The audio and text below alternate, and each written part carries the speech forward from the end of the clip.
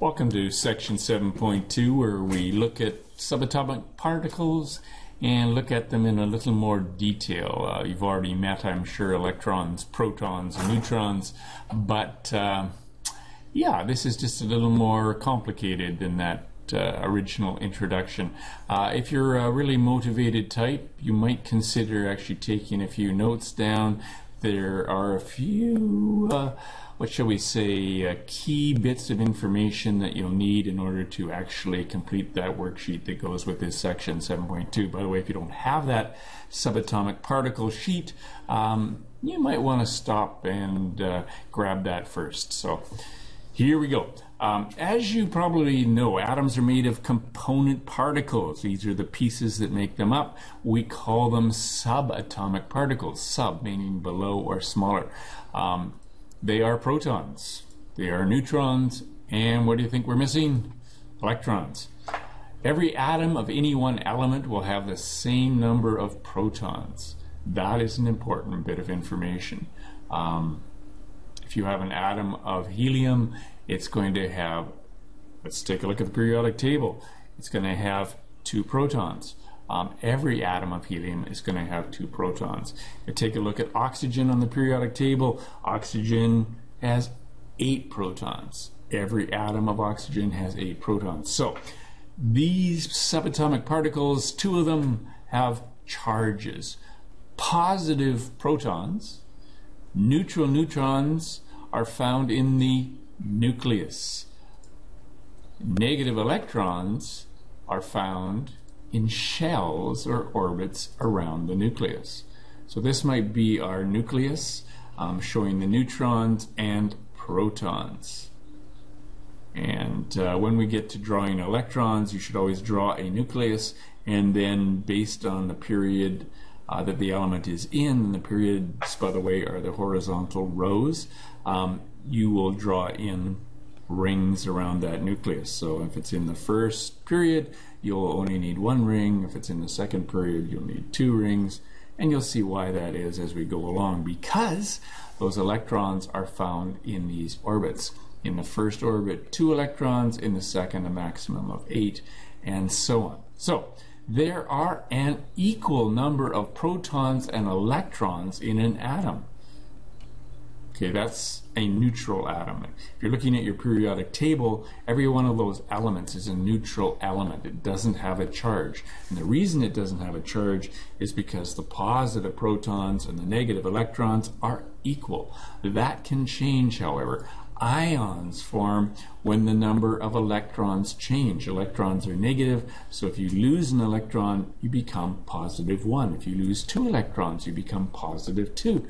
On the other hand, if you gain one of those electrons, you become negative 1. If you gain 2 of those negative electrons, you become negative 2. So you're only going to have to worry about ions really when you're considering elements coming together to form compounds.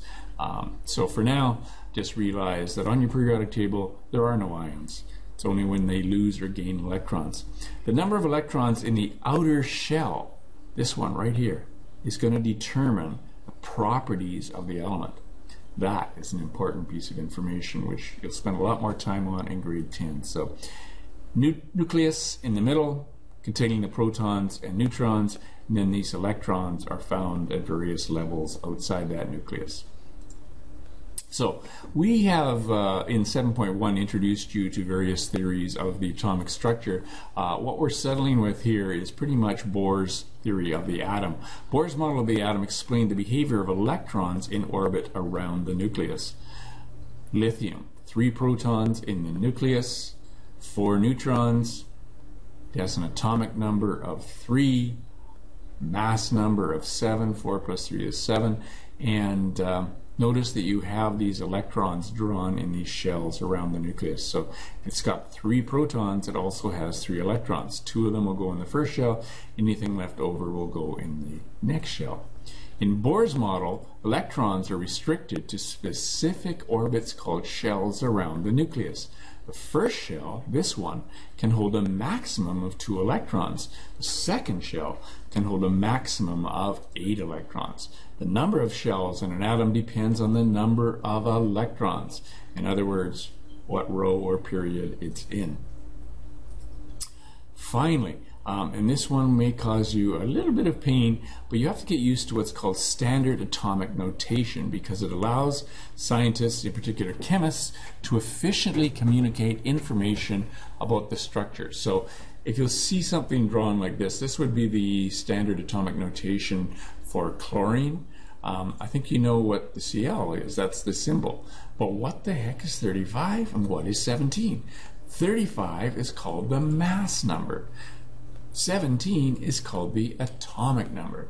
So the atomic number, and we'll come back to this in a second, is the number of protons and electrons, for that matter, in a neutral atom. And the mass number is the number of protons plus the number of neutrons in the nucleus of that atom. So, the periodic table is probably your best friend as you move further in chemistry.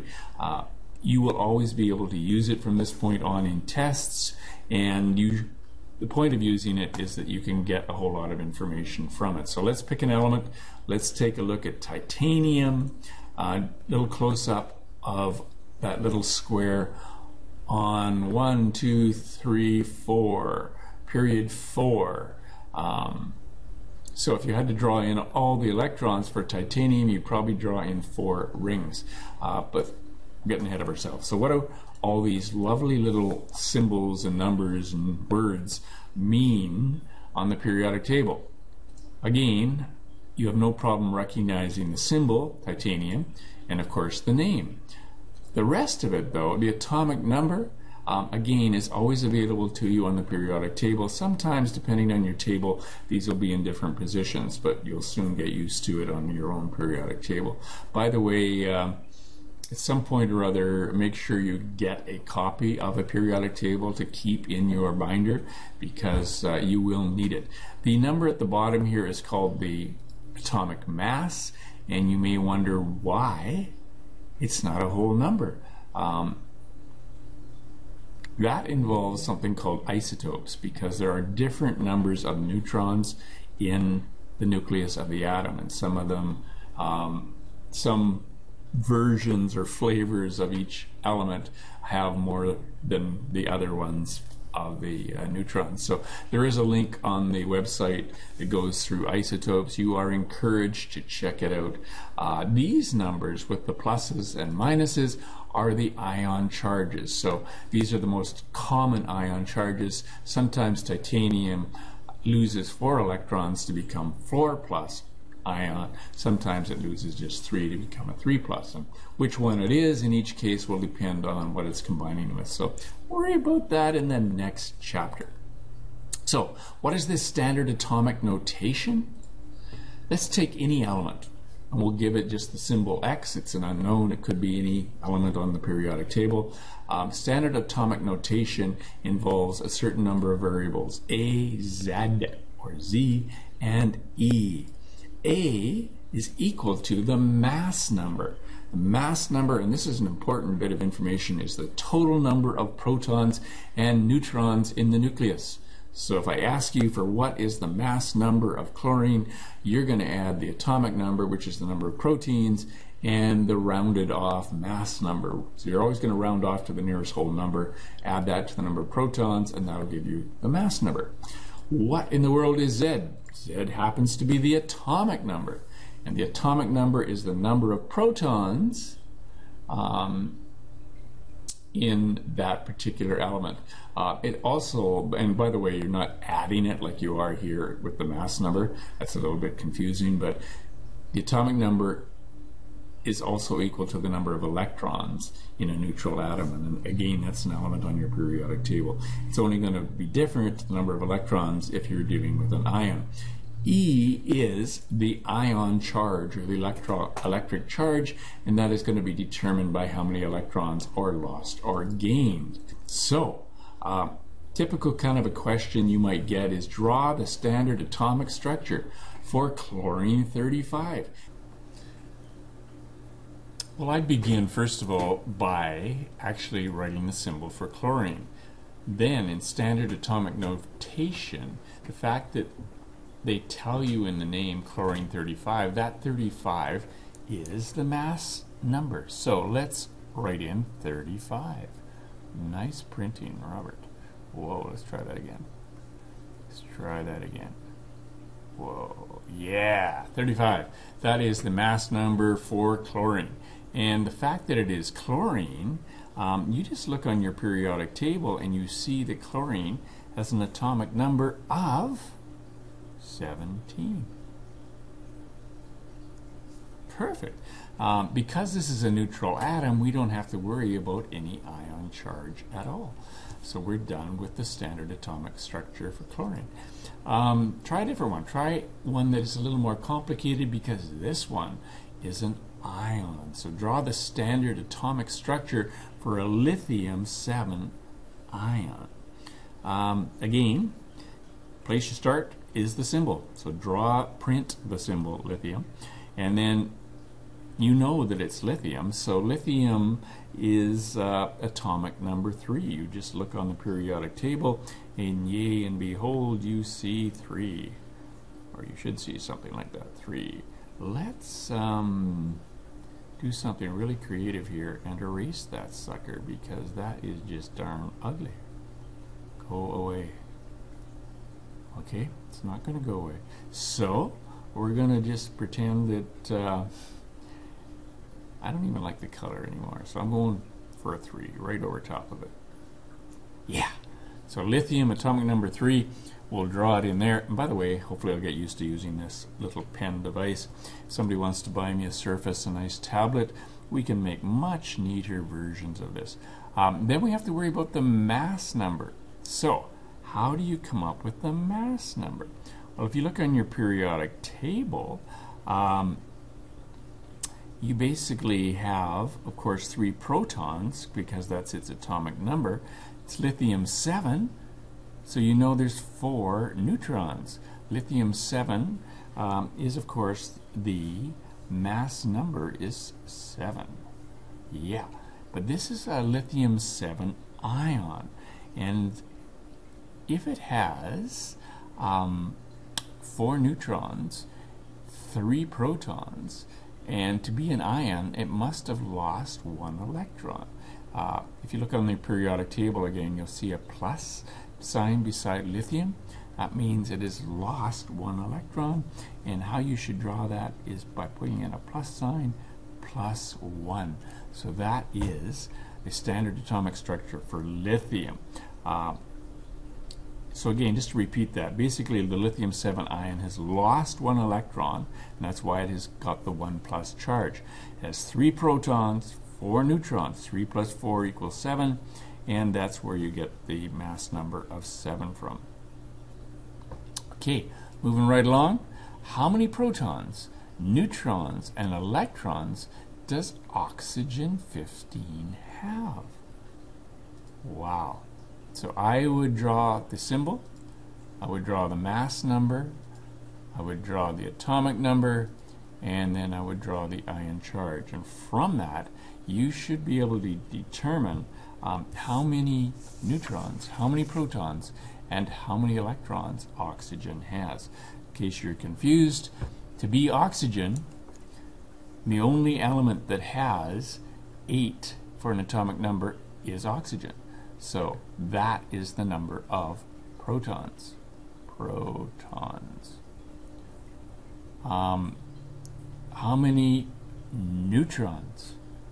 Well, the number of protons, or the atomic number, plus the number of neutrons equals the atomic number. So what plus 8 equals 15? You know you have 7 neutrons. I think. 8 plus 7, 15. So this again, in case you're confused by what that is the mass number. And what is this minus 2? Minus 2 tells you that you have lost 2 electrons. So normally oxygen has 8 electrons. Sorry, okay, confusing you there. Minus 2 is simply the charge. And the fact that it's negative 2 means it's actually gained 2 electrons. So the total number of electrons would be 10. Okay, I'm going to repeat that because I kind of threw you off there. Oxygen has an atomic number of 8, meaning that in a neutral atom of oxygen, the one on your periodic table, you would have 8 electrons. In this particular case, though, it is the ion charge of -2, which means it must have gained 2 electrons. Total of 8 plus 2 is 10 electrons. Cool. So, just a couple of points that need to be emphasized here. If you're ever asked for the mass number, add the number of protons, which again is the atomic number, and the number of neutrons.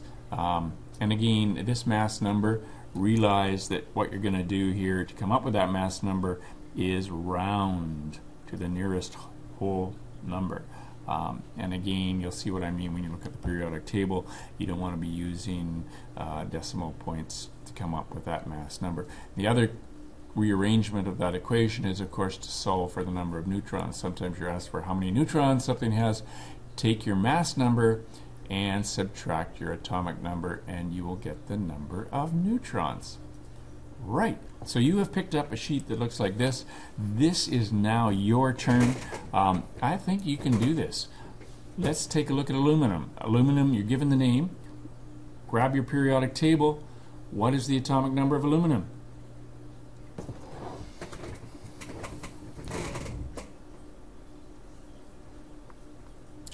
Okay, the atomic number of aluminum, 13.